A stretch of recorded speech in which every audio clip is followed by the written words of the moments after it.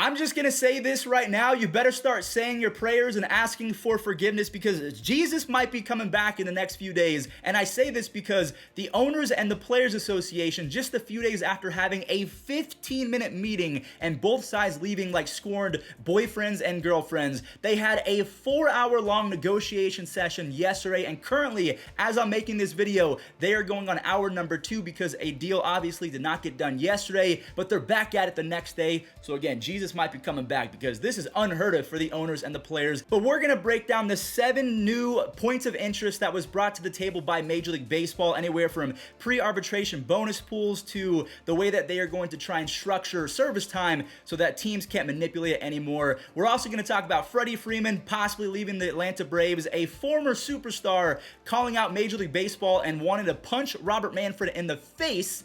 And yeah, we're going to talk about that all right now. If this is your first time on the channel, we do this every single day, so don't be afraid to hit that subscribe button. And without further ado, before we talk about the lockout update and the proposal changes, let's talk about Freddie Freeman. So it was reported that he wants 6 years from any team that is going to offer him a contract. So the Braves, they offered him a 5-year deal and he rejected that. He's probably not going to sign that. So unless the Braves come back with a 6-year deal, he's probably going elsewhere. My dude has a 144 OPS plus since 2013, and he's averaging almost 140 games played per season since 2013. So he's a machine, both inside the batter's box and also at first base as well. He's pretty solid. So my hope, considering how good he's been, is that he gets anywhere from $35 to $40 million a season for the next few years. He's probably going to sign a shorter deal like Max Scherzer because he's a little bit older and he's going to have a high AAV. All that means is how much he's getting paid per season, probably $32 to $40 million.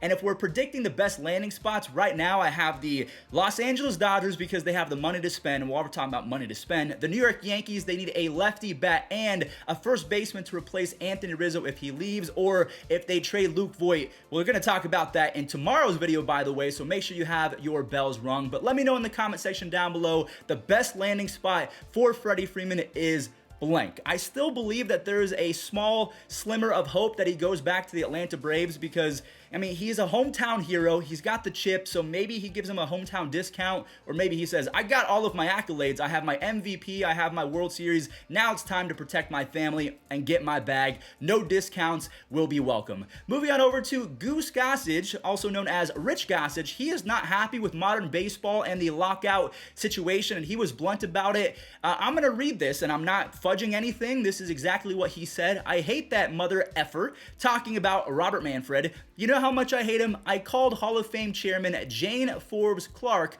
before the induction last year and said, Jane, I don't know where you stand with this guy, but I may punch Robert Manfred right in the you guys can read the rest. But obviously all of the older players are disgusted by the lack of bunting, the lack of strategy, the emphasis in striking out at the risk of hitting a home run because launch angle is the new cool thing in the game of baseball. And he's also not happy that Big Papi is inducted into the Hall of Fame because he says he took steroids, so it kind of ruins all of the other players that are in the Hall, even though a few other players who took steroids are in the Hall. Anyways, Goose Gossage is upset. Let me know what you make of his comments. And now, without further ado, let's go ahead and talk about the proposal, the 4-hour negotiations that happened yesterday between the owners and the players. Again, this was a good sign because the previous meeting only lasted 15 minutes and they were scheduled to meet yesterday, 4 hours, and now today, even though a deal did not get done, 2 hours so far as I'm recording this video. So it looks like the players being there in person is making a difference.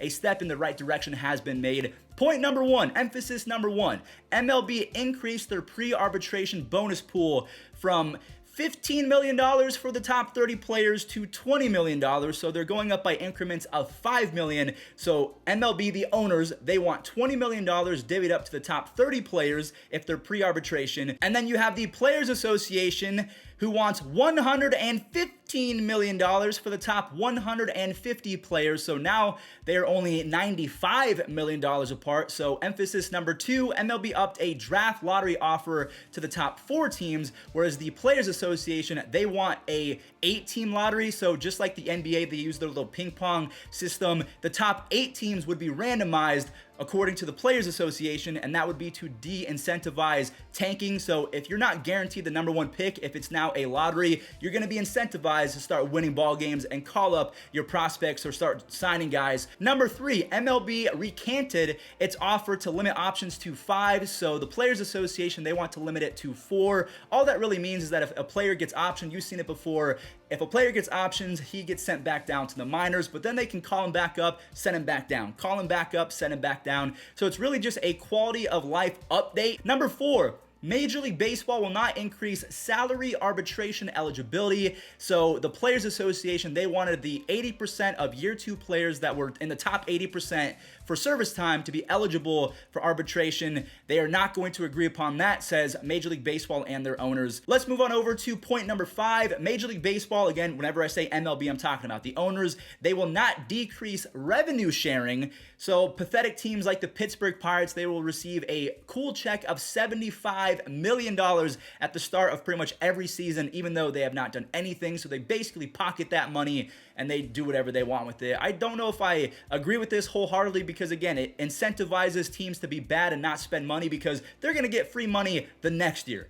I do agree with revenue sharing to a certain extent, but at least spend it, in my opinion. Number 6, Major League Baseball will not introduce new ways to accrue service time, which the Players Association wants to try and avoid manipulation. I don't know the variations or ways that they could introduce to accrue service time, so that one is a little bit over my head. And then last but not least, Major League Baseball will not talk about the luxury tax thresholds or penalties until the very end of the negotiations. And that seems to be a huge point of contention between the owners and the players. The players said, hey, revenue goes up, so the threshold should go up as well in terms of luxury tax. Allow these teams to spend as much as they want and stop penalizing them for spending money. Ultimately, I've been hearing that these meetings were a little bit more lighthearted, they were more productive, but also I heard that the players again said that they left a little bit underwhelmed. But the point remains, the meetings are happening, they're not leaving after 15 minutes, and that's all that you can really hope for. Crossing our fingers that in the next few days, baseball will be agreed upon and we'll be able to watch spring training games as soon as next week. So thank you all so much for watching. To end today's video, let's show some insane college highlights. Now watch college ball, it's a lot of fun. The passion's there, the celebrations are there between softball and regular college baseball. It is a ton of fun. It's on ESPN Plus. Go watch it. Enjoy these highlights. A lot about them. Books already. This pitch golfed high into the air. Right center field on the move is Washburn. He gives way and Carter leaps up. Did he make the catch? He got it! Here's the 1-0. White tattoos a ball to left center. What a weekend for Tommy White. That's his 5th home run as a member of the Wolfpack.